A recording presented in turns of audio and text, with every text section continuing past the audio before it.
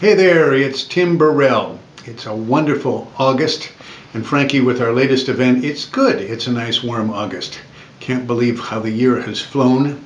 Here we're getting towards the end of summer, but you've probably seen the Ice Bucket Challenge all over the internet and all over television, where people are supporting ALS, mostly called Lou Gehrig's disease. Well, unfortunately, one of the members of our RE/MAX family, one of the agents, has recently come down with ALS. And so we really wanted to get together and support the research to try and deal with this horrible disease.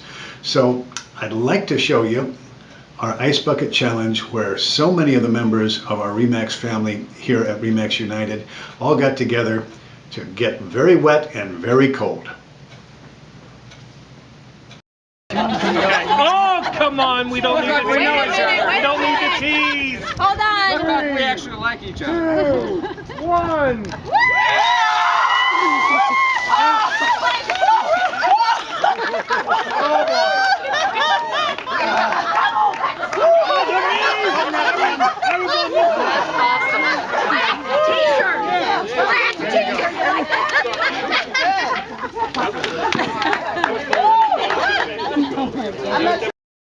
So that was my group getting very wet. We had lots of different groups and lots of different folks all supporting the cause. We raised several $1,000s to support research, and we're all very happy to do it.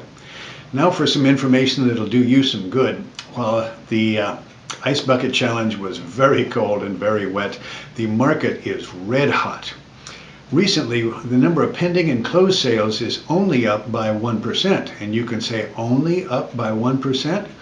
Well, last year it was up by between 10 and 20%. So to frankly hold that amount of gain and have a little bit more gain in the number of sale properties that go under contract and the properties that sold, that's rather substantial.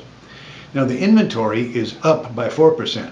Our inventory has been shrinking dramatically. For example, our inventory right now is roughly half of what it was back in 2010.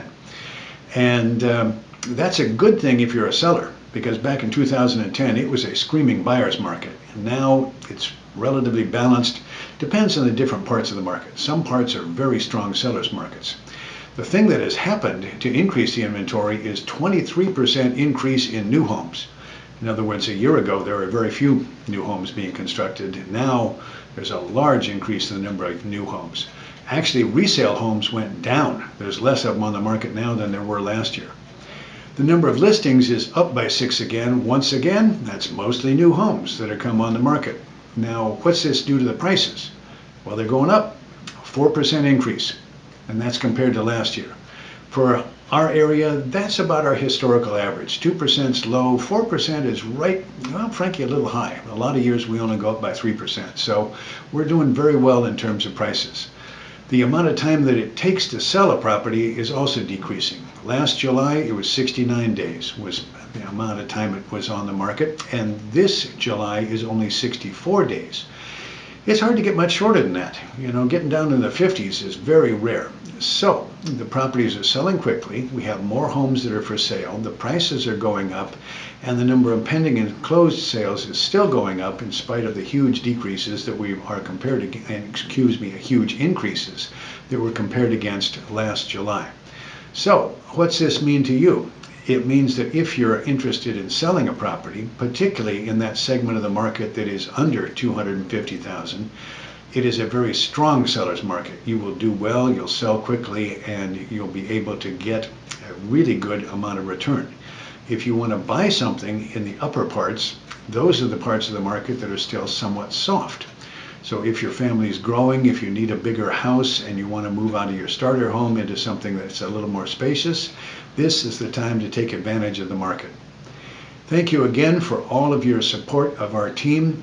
I appreciate your effort, and if any of you want to get nice and wet and nice and cold and support the research for ALS, I'd really appreciate it.